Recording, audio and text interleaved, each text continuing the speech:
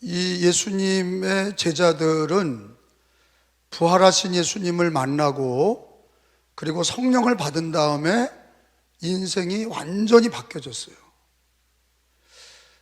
예수님께서 십자가에 달리실 때 베드로는 3번을 예수님을 부인했어요.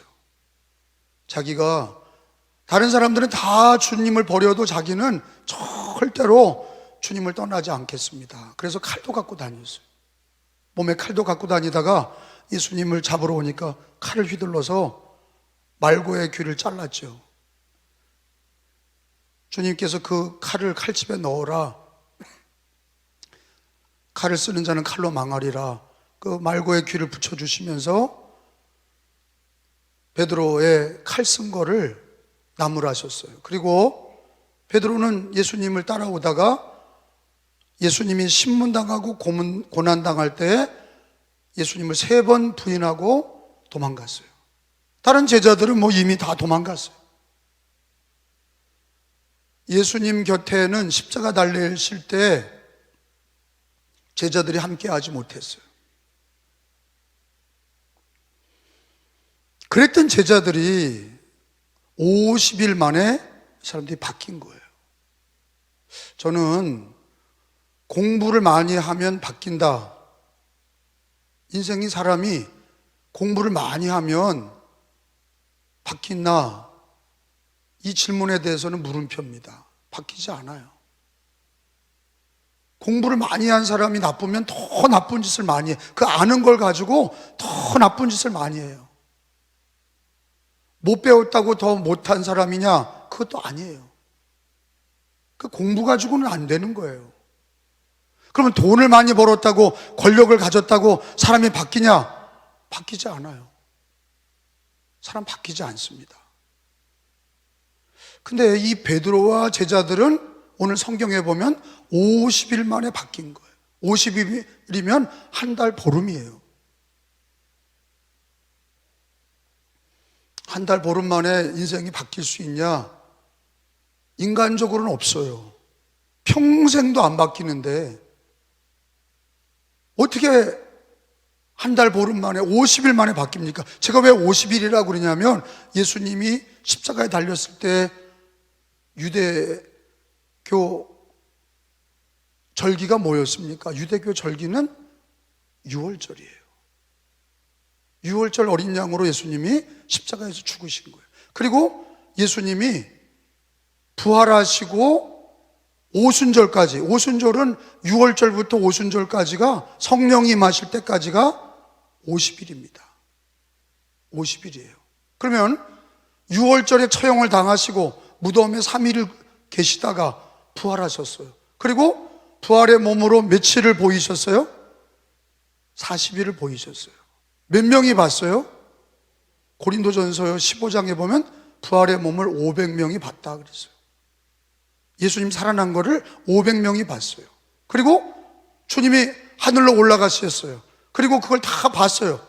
부활한 거, 다시 살아나신 거, 하늘로 올라가신 거 다 봤어요.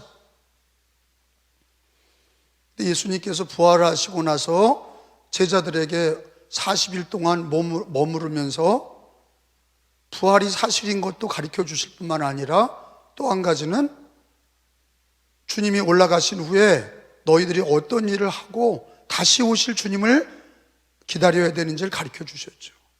그 중에 중요한 게 성령을 받으라는 거예요. 성령을 받고 내 증인이 되라.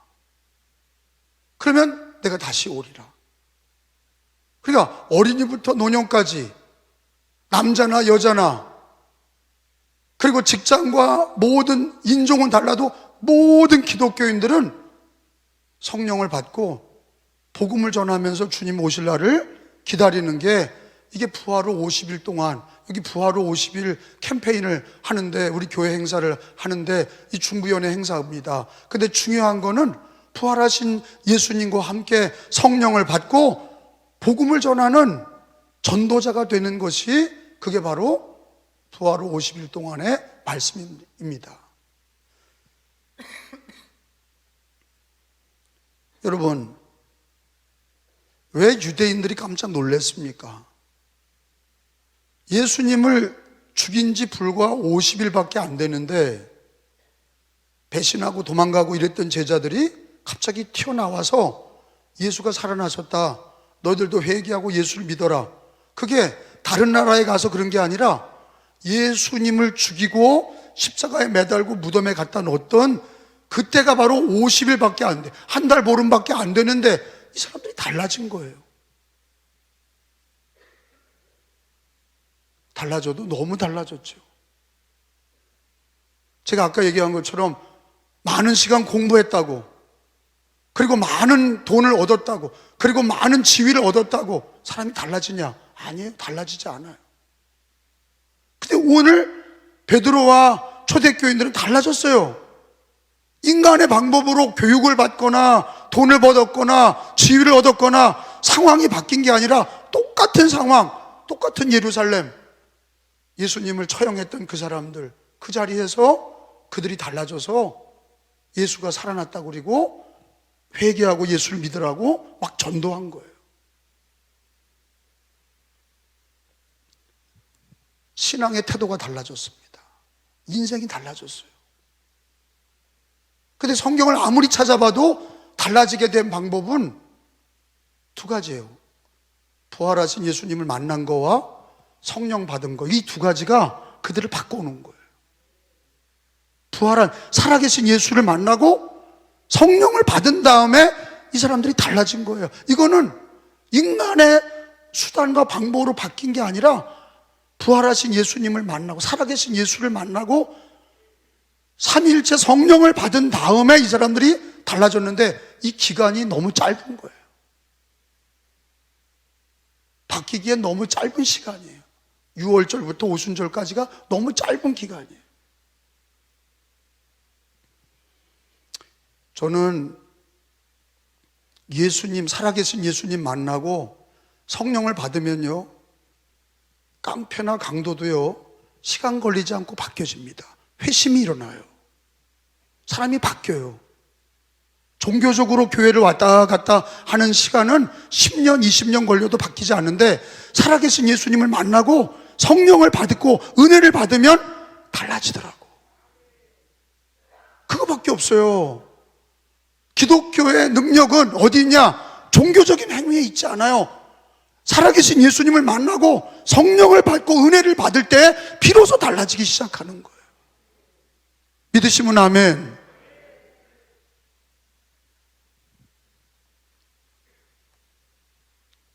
특별히 예수님께서 성령 받기를 위해서 강조하신 게 뭐냐면 너희가 성령 받도록 구해라.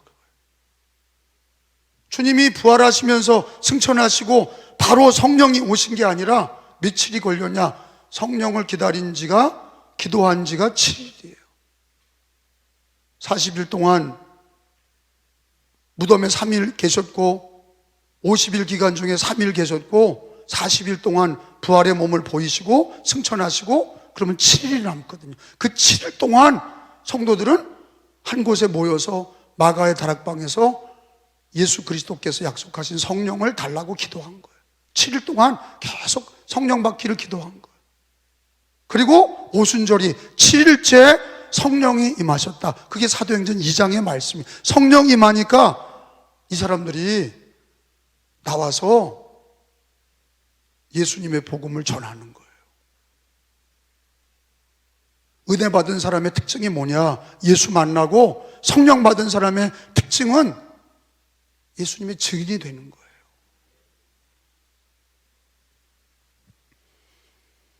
기도할 때입니다.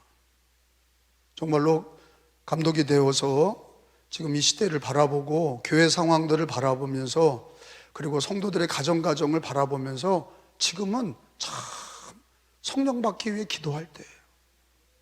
우리나라가 근대 역사에서 가장 어려울 때를 꼽으라면 일제치하예요. 일제치하의 그 어려움 속에서도 한국 기독교인들은 기도했어요. 그 가운데 1907년에 평양 대각성운동이 회개하면서 성령 받은 역사가 평양에서 일어난 거죠. 그리고 6.25를 겪었어요. 광복을 맞이하고 그리고 우리나라 대통령 이승만을 뽑으면서 건국이 시작이 돼서 1948년에 대통령이 되고 50년에 전쟁이 났어요. 소련의 무기를 받은 김일성이가 쳐내려왔죠. 그 6.25 전쟁 통해서도 기독교인들은 텐트에서 예배를 드리고 금식하며 하나님 앞에 전쟁에서 승리를 위해 기도했어요. 할렐루야. 기도를 멈추지 않았어요. 어렵고 고난의 시대에 멈추지 않았어요. 지금은 어렵다 해도 기독교의 황금기예요. 우리 대한민국은 아직도 기독교의 황금기. 물론 코로나도 있었고 또 여러 가지로 이렇게 저렇게 어려운 일들이 있어서 교회가 힘들고 어렵지만은 그래도 일제치하나 6.25 때를 경험하면서 통과하면서 이만큼 교회가 부흥할 때가 없어요. 근데 교회가 부흥했지만 우리가 꼭 붙잡아야 될 게 뭐냐? 부활하신 예수 그리스도와 살아계신 예수님과 성령을 받지 않으면, 부활하신 예수 그리스도와 성령을 붙들지 않으면 절대로 바뀔 수 없습니다. 다시 승리할 수 없습니다. 오늘 설교는 그래서 부활하신 예수님 만나는 방법, 성령 받는 방법, 그거는 구하라는 거예요. 기도하는 거예요. 아멘 합시다. 기도하는 거예요. 예수님은 자기가 기도의 모범을 보이셨고 늘 제자들과 우리들에게 기도해라, 늘 기도하라는 말씀을 귀가 따갑게 얘기하셨어요. 제자들은 그때마다 기도하지 않았어요. 겟세마니에서도 동산에서 마지막 기도하지 않았어요. 주님은 십자가 앞에서도 기도하셨고 매달리셔서도 기도하셨어요. 그리고 너희가 예루살렘에서 떠나지 말고 성령 받기를 기도해라. 제자들이 모여서 120명이 간절히 마가의 다락방에서 기도했어요. 기도할 때에 부활하신 예수님도 만나는 거고, 기도할 때에 성령도 받는 거고, 기도는 하나님을 의지하는 거예요.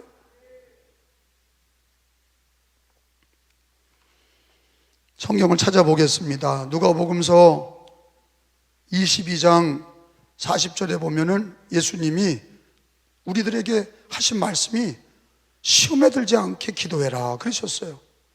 누가복음 22장 40절입니다. 시작. 그곳에 이르러 저희에게 이르시되 시험에 들지 않기를 기도하라. 따라합시다. 시험에 들지 않기를 기도하라. 시험에 들지 않기를 기도하라. 그 다음에 로마서 13장 11절도 찾아봅니다. 지금 이 때가 어느 때냐? 자다가 깰 때예요. 깨어나서 기도할 때다. 이렇게 하나님은 얘기하세요. 로마서 13장 11절도 같이 읽어봅니다. 로마서 13장 11절 거기 체크해 놓으세요. 또한 너희가 이 시기를 알거니와, 시작. 또한 너희가 이 시기를 알거니와 자다가 뭐 할 때예요? 깰 때가 벌써 되었으니 이는 이제 우리의 구원이 처음 믿을 때보다 가까웠음이라. 아멘. 기도하는 신앙이 돼야 돼요. 교회는 무슨 집이에요? 기도하는 집이에요. 교회는 하나님의 집이고 기도하는 집이고 만민이 기도하는 집이고, 기도하는 집이 되려면은 우리가 같이 순종함으로 연합해서 기도해야 되는 거예요. 코로나 기간에도 저는 기도하자고 설교를 했었어요. 모이기를 패하지 마라. 언론이 떠들고 모이지 말라고 정치가 얘기해도 하나님의 말씀은 모여서 기도하라는 거예요. 두세 사람이라도 모여서 기도하면 내가 그들 중에 함께 하리라. 쉬지 말고 기도해라. 혼자 기도할 때도 있지만 연합하여 기도하는, 그게 바로 큰 힘이 되는 거예요. 초대교회 성도들은 성령을 받을 때도 각각 집에서 기도한 게 아니라 마가의 다락방 예루살렘 교회에 모여서 그들은 열심히 기도했어요. 기도하는 중에 성령이 임하신 거예요. 7일 동안 기도했어요. 왜 갑자기 오지 않으셨어요? 사모하는 자에게 좋은 걸 주시고 성령은 구하는 자의 것이에요. 성령은 어떻게 받아요? 구해야 받는 거예요. 우리 연약함을 깨닫고 보혜사 성령의 도움을 간구하는 사람에게 성령께서 임하시고 도와주시고 역사하시는 거예요.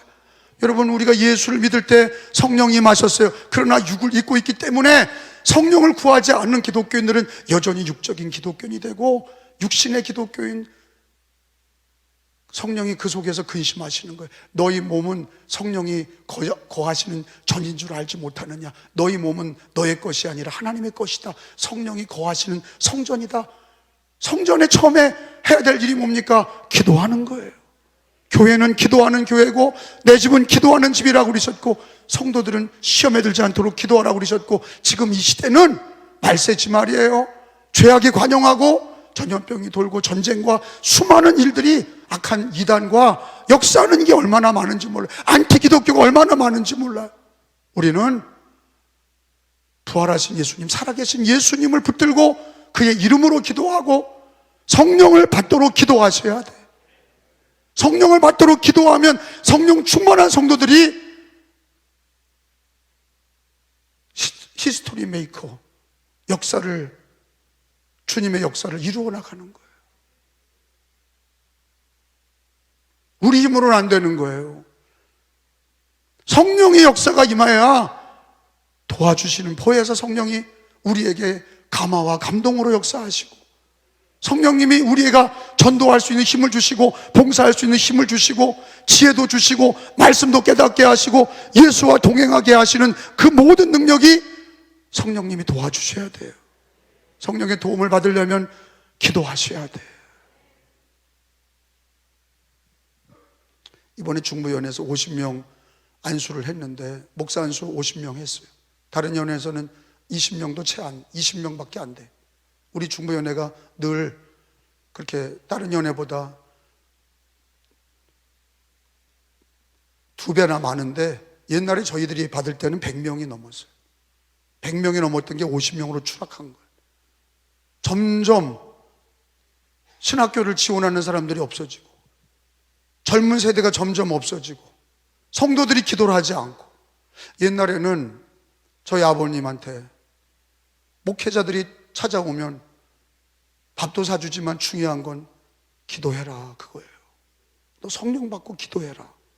너 기도하고 성령 받아야 목회를 승리하는 거야. 문제가 있으면, 그래서 옛날에는 문제가 있으면 막 금식하며 기도하며 성령의 도움을 받아서 고난을 이겨나가는 그런 방법들이 있었는데, 지금은 기도하질 않아. 인간의 수단과 방법은 공부는 해서 인터넷 보고 정보는 많이 아는데, 기도하는 성령의 도우심을 받는 능력을 잃어버린 거예요. 초대교회 교인들이 성령을 받고 나서도 그러면 어떻게 됐느냐? 계속 모여서 기도했다고 그랬어요. 42절에 보세요. 42절에 보세요. 오늘 본문에 보면은 그들이 성령 받고서 그러면 기도 안 했냐? 아니에요. 성령 받기 전에도 기도했고 성령을 받은 다음에도 계속 기도했다. 42절에 시작. 그들이 사도의 가르침을 받아 서로 교제하고 떡을 떼며 오로지 기도하기를 힘쓰니라. 할렐루야.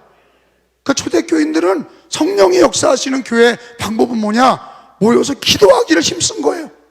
사도들도 집사들도 성도들도 모여서 기도하는 거예요. 왜? 인간의 힘으로 안 되거든. 어떻게 바뀌어요? 예수 그리스도와 성령으로만 바뀌어요. 하나님이 바꿔주셔야 바뀌는 거예요. 성령이 역사하셔야 바뀌는 거예요.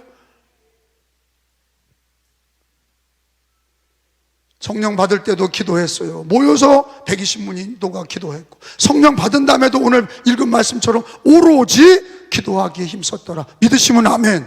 그리고 이거는 계속 진행되는 거예요. 계속 기도하고 하나님 말씀 받고 기도하고 말씀 받고 더 깊게 기도하고. 이게 바로 초대교회 영성이에요.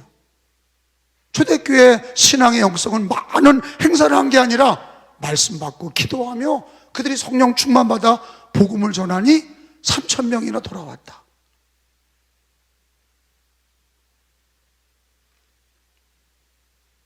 여러분, 베드로가 처음 설교한 제목이 뭡니까?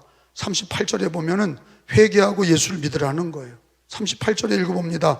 베드로가 유대인들에게 설교할 때 뭐라고 그랬어요? 시작. 베드로가 이르되 너희가 회개하여 각각 예수 그리스도 이름으로 세례를 받고 죄 사함을 받으라. 그리하면 성령의 선물을 받으리라. 아멘. 유대인들에게 전도할 때에 회개하라는 거예요. 왜? 예수를 믿지 않고 못 박았어. 예수를 믿지 않았어요. 자기들도 예수를 믿지 않았어요. 부활의 주님을 믿지 못했어요. 대속의 십자가를 믿지 못했어요. 베드로가 3번 부인하고 통회하고 자복하고 회개하고 예수님을 만나고 성령을 만나고 이 사람들이 예수 그리스도와 성령으로 늘 기도하는 사람들이 되었어요.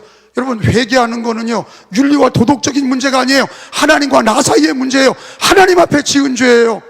여러분, 하나님 앞에 죄인이 아닌 사람이 어디 있어요? 의인이 없나니 하나도 없어요. 회개하는 죄인, 회개하지 않는 죄인의 차이점만 있는 거예요. 다 죄인이에요. 우리는 하나님 앞에 죄인이고 회개할 때 하나님 앞에 용서받는 거예요. 사람에게 용서받는 게 아니라고요. 우리는 사람에게 죄 지은 게 아니라 하나님께 지은 죄를 회개하고 하나님께 용서를 받는 거예요. 그게 회개예요. 근데 재밌는 거는 성령이 임하면 회개하고 회개하는 사람에게 성령이 역사하세요. 그래서 우리나라 1907년 평양대각성 운동도 뭐부터 시작해요? 회개부터 시작하는 거예요. 하나님 앞에 회개하면서 진실한 회개, 성령님이 마음의 회개를 주시고 진실한, 입으로 그냥 잘못했습니다 이렇게 립서비스 하는 거 말고 진심으로 하나님 앞에 죄를 회개하고 하나님 앞에 용서받는 그 진실한 회개가 성령님이 역사하신 거예요. 여러분, 성령이 오시면 뭐에 대해서 깨닫게 하세요? 죄에 대해서 깨닫게 하시고, 의에 대해서 깨닫게 하시고, 심판에 대해서 깨닫게 하시고. 회개해야 길이 열리는 거예요. 주님 만나는 거예요. 그래서 복음의 시작은 회개예요. 회개의 복음이에요. 여러분, 성경에 누가복음서를 찾아보세요. 누가복음 24장 47절 말씀, 예수님이 말씀하셨죠. 죄사함을 얻게 하는 회개가 예루살렘으로부터 모든 족속에게 전파될 것이다. 그래서 회개의 복음이라고. 누가복음 24장 47절에 읽어봅니다. 또 그의 이름으로, 시작, 그의 이름으로 죄사함을 얻게 하는 회개가 예루살렘으로부터 시작하여 모든 족속에게 전파될 것이 기록되었으니. 따라합시다. 회개가 예루살렘으로부터 시작하여 모든 족속에게 전파될 것이 기록되었으니. 여러분, 죄는 예수를 믿지 않는 게 죄예요. 제가 물어볼게요. 죄가 뭐예요? 예수 안 믿는 거예요.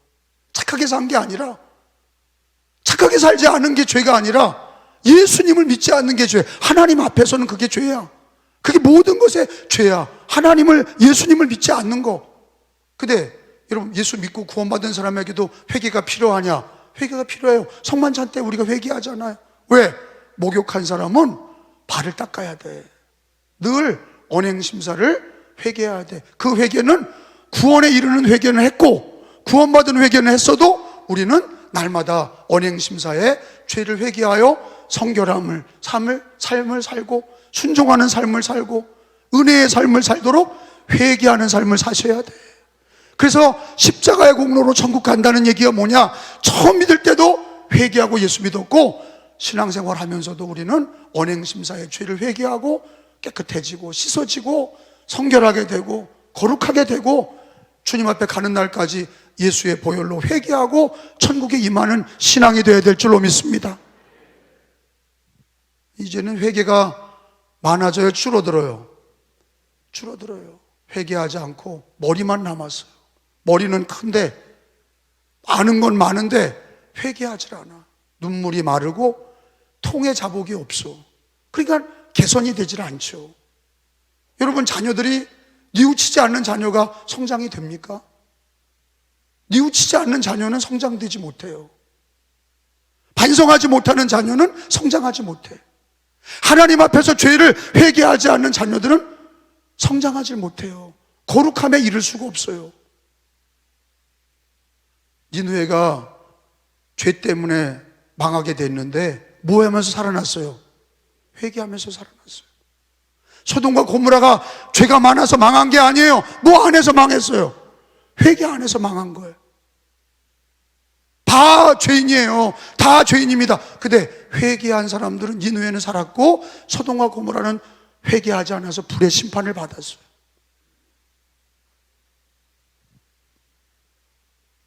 여러분, 예수님은 우리들에게 회개하라, 천국이 가까웠다 이렇게 말씀하셨어요. 회개하면 은혜의 시대가 열리는 거예요. 우리도 회개해야 되고, 또한 예수 믿지 않는 사람들에게 예수 안 믿는 것에 대해서 회개하라고 얘기를 하셔야 돼요. 그러면 미워하겠죠. 욕하겠죠. 근데 반드시 하나님이 역사하십니다. 오늘 베드로가 전도할 때에 회개하라고 얘기를 하잖아요.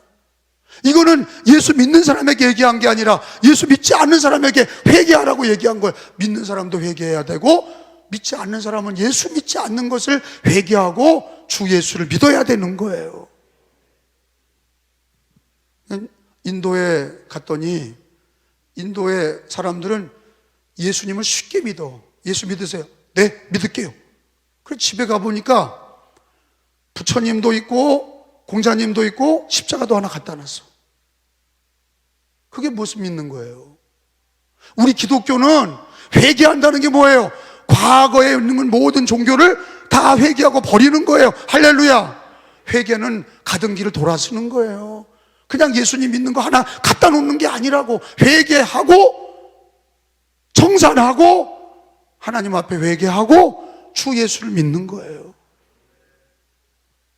그래서 그걸 가르치기 어렵다는 거예요. 인도 사람들은 이것도 믿고 저것도 믿고 다 믿는데 그 중에 하나 예수도 믿어. 그러니까 그걸 믿는 게 아니야. 가짜예요, 그건요. 회개의 복음입니다. 회개하고 오직 예수님만 구주로 믿는 거예요.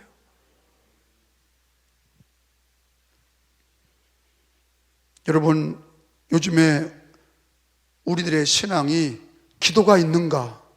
성령을 사모하며 기도가 있는가? 또 기도하면서 회개가 있는가? 그리고 그 회개의 복음을 전하고 있는가? 여러분, 오늘 말씀을 통해서 성령 받은 초대교회 성도들이 50일 만에 부활하신 예수님 만나고 성령 받고 기도하는 사람들이 됐고, 자기들도 회개하고 또한 회개의 복음을 전했다고 그랬어요. 우리들도 회개하고 성결함을 받고 또 회개의 복음을 전하시기를 예수님의 이름으로 축원합니다. 마지막으로, 지금은 전도할 때입니다. 주님 오실 때까지 우리가 뭐 해야 되느냐? 기도하고 전도하는 거예요. 기도하고 전도하는 걸 잊어버리면, 예배하고 전도하는 걸 잊어버리면, 기도하는 거 전도하는 걸 잊어버리면 어떻게 되느냐? 사명을 잃어버린 거예요. 끈떨어진 연입니다. 그냥 예수 믿는 사람들이 직장 열심히 다니고 가정생활 잘하고, 그 이방인들도 하는 거예요. 그거 하지 말라는 거 아니에요. 그건 기본이에요. 직장생활 잘하고 사업 잘하고 가정생활 잘하고, 이거는 이방인들도 하는 거예요. 우리에게는 먼저 그 나라와 의를 구할 게 있는 거예요. 그게 뭐냐? 영혼을 구원하는 거예요. 주님의 명령을 따르는 거예요. 여러분, 왜 복음 전도가 중요합니까? 복음 전도는 하나님의 마음이에요. 하나님의 마음을 복음 전도로 말하는 거예요. 저는 목회하면서 제 원래는 목회의 꿈이 뭐냐? 큰 교회 목회 잘하는 목사, 우리 아버님 대를 이어서 큰 교회 목회 잘한다, 그런 얘기 듣는 게 제가 제일 소망하는 목사의 모습이었어요. 근데 어느 날 기도하는데 주님이 너 내 소원을 아냐? 물어보시더라고. 그런 마음에 울림이 있어. 그래서 내가 어쩌다가 그랬나 보다. 그리고 또 기도하면 마음에 그 생각이 자꾸 나는 거예요. 너 내 마음을 알아? 하나님의 마음을 아니? 너 열심히 목회하고 큰 교회에 대해서 훌륭한 목사 되려고 하는 게 네 소원이지만 내 소원은 아니? 내 마음을 알아? 대답을 못 하겠어요. 그래서 뭔지 가르쳐 주세요. 근데 성경에 나와서, 그게 베드로후서 3장 9절이 그게 하나님의 마음이에요. 베드로후서 3장 9절을 다 찾아봅시다. 베드로후서 3장 9절이에요. 자, 찾은 줄 알고 있습니다. 베드로후서 3장 9절, 주의 약속은, 시작. 주의 약속은 어떤 일이 더디다고 생각하는 것 같이 더딘 것이 아니라 오직 주께서는 너희를 대하여 오래 참으사 아무도 멸망하지 아니하고 다 회개하기에 이르기를 원하시느니라. 이게 하나님 아버지의 마음이에요. 왜? 인간을 창조해서 다 죄인이야. 멸망에 처해 있는 영혼들 지옥에 들어가지 않게 하시려고 자기 아들을 이처럼 사랑하셔서 자기 아들을 보내시고 독생자를 보내셔서 우리를 구원하시려고 그래서 우리의 길을, 구원의 길을 열어놓으셨어요. 아무도 멸망하지 아니하고 다 회개하게 이르기를 원하시느니라. 이게 하나님의 마음이야. 여러분, 하나님의 마음을 아시기 바랍니다. 성경대로 하나님의 마음을 가지시기 바랍니다. 제가 하나님의 마음을 가진 다음에 달라졌어요. 뭐가 달라졌냐? 큰 교회 목회자가 되고 훌륭한 목사님이 되는 거를 버리고 그건 뒤로 하고 내가 소망하는 거는 영혼을 구원하는 일, 하나님의 마음을 가지고 영혼을 구원하는 일에 내 남은 삶을 다 드려야 되겠다. 할렐루야. 그래서 전도하는 감독이 된 거예요. 전도하는 목사, 전도하는 감독. 젊어서 전도하는 게 아니에요. 전도사 때 전도하는 게 아니야. 목사는 전도 안 하고 성도들은 전도하는 그런 게 아니야. 하나님의 마음을 가지고 아무도 멸망하지 않고 다 구원받기를 원하느니라. 그게 하나님의 마음인데 그 하나님의 마음을 가지고 늘 기도하면서 하나님의 마음을 가지고 한 영혼에게라도 복음을 전해서 회개하고 예수를 믿으라고 복음을 전하게 된 거예요. 할렐루야. 근데 예수님이 또 하늘 올라가면서 지상 명령을 주셨어요. 명령이에요. 지상 명령. 사도행전 1장 8절을 마지막으로 찾아봅니다. 성령을 주신 이유는 예수님의 증인이 되라는 거야. 주님과 동행하는 것도 있고 예수님 성령 받으면 예수님과 동행하고 능력도 받아. 근데 중요한 게 뭐냐? 내 증인, 전도를 해라는 거예요. 8절에 시작. 오직 성령이 너희에게 임하시면 너희가 권능을 받고 예루살렘과 온 유대와 사마리아와 땅끝까지 이르러 내 증인이 되리라 하시니라. 따라합시다. 오직 성령이 너희에게 임하시면 내 증인이 되리라. 이게 주어와 서술어만 따보면 가운데 있는 거 생략해버리면 핵심이 나와. 성령을 왜 주셨냐? 내 증인 되라고. 내 증인이 뭐예요? 예수님과 함께하고 예수님을 전하는 거야. 믿으시면 아멘. 제가 감리교 200만 운동, 성령님이 지혜를 주셔서 감리교 200만 운동 합시다. 여러 가지 부담스러워. 감리교가 지금 100만으로 추락했는데 200만으로 다시 올리자고. 그런데 그게 교회들 커지자고만 하는 게 아니라 하나님의 마음을 가지고 하나님의 영혼 구원의 그 마음을, 하나님의 소원을 이루어드리기 위해서 하나님의 마음을 가지고 전도 행사를 하자는 게 아니야. 전도는 영혼을 구원하는 하나님의 마음이고 주님이 지상 명령을 주셔서 성령을 우리에게 주신 이유는 내 증인 되라, 복음을 전하라고 주신 거예요.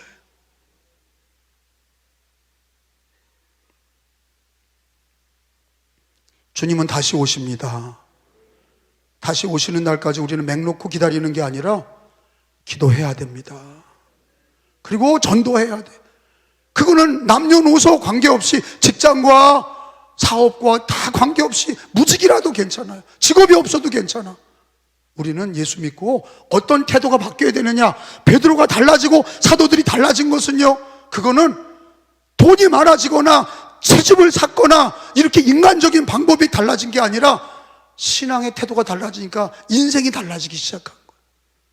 예수님 만나고 성령 받고 성령의 충만함을 받아가면서 성령님이 주장하시는 삶이 뭐냐? 기도하게 하셔서 하나님 의지하게 하고 회개하게 하셔서 회개의 복음을 전하게 하시고 지상 명령을 주시고 하나님의 마음을 주셔서 하나님의 마음을 가지고 전도하게 하시고. 그래서 우리 원래 감리교인들은 전도하는 거예요. 요한웨슬레는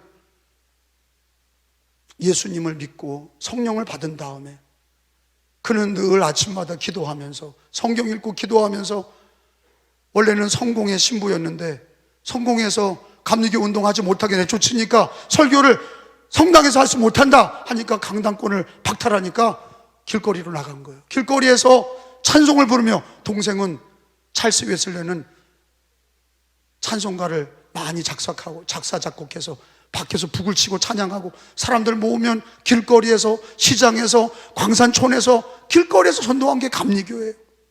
복음을 전하는 게 감리교회. 성령 받고 복음의 증인되고, 성령 받고 예수의 증인되고, 이게 감리교 운동이거든요. 근데 지금은 이게 다 제도화돼서 직책이 있어. 목사, 장로, 권사, 집사. 근데 그거 뭐냐? 원래는 성령 받고 전도하는 직책이에요. 그래서 집사는 5명의 대표다, 권사는 15명의 대표다, 장로는 30명의 대표다. 왜 30명, 15명, 5명 얘기를 하냐? 목사는 그 이상을 해야죠. 그거 뭐냐? 전도하라는 거예요. 부담을 주는 거예요. 거룩한 부담을 주고 전도하라는 거예요. 그게 우리 감리교 운동이에요. 이제 말씀을 정리합니다. 여러분, 부활 후 50일은 여러분 우리가 기도합시다. 기도해야 승리합니다. 성령 받기를 기도하세요. 주님과 동행하며 기도하세요. 회개의 복음을 나도 적용하고, 복음 전도할 때 회개하고 예수 믿으라고 전하시길 바랍니다. 그리고 회개해야 천국을 얻게 되고, 회개해야 은혜의 길이 열리고, 회개해야 병자가 낫고, 회개해야 은혜가 임합니다. 성령을 주신 이유는 전도하라고 성령을 주셨으니, 주님과 동행하며 예수의 증인이 되시고 성령 받고 복음을 증거하시는 우리 은혜교회 성도들이 되시기를 예수님의 이름으로 축원합니다.